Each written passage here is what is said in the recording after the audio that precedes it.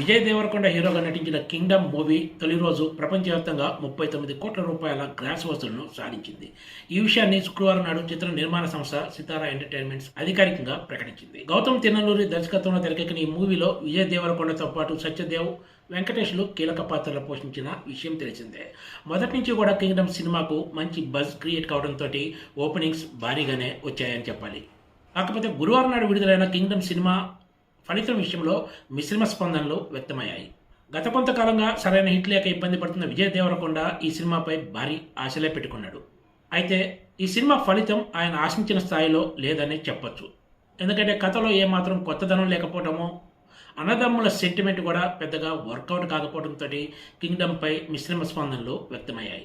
First day cinema collections బాగానే ఉన్నా కూడా శుక్రవారం నాటితో పాటు వీకెండ్స్ తర్వాత కానీ అసలు ఫలితం తేలదు. కింగ్డమ్ సినిమాలో విజయ్కి జోడీగా భాగ్యశ్రీ బోసే నటిస్తే ఈ మూవీకి అనిరుద్ధ్ అందించిన బ్యాక్గ్రౌండ్ మ్యూజిక్ కూడా ఎంతో కీలకంగా మారింది. సినిమాలో పలు ఎపిసోడ్స్ను ఎలివేట్ చేసేందుకు ఇది ఎంతగానో ఉపయోగపడిందనే చెప్పాలి.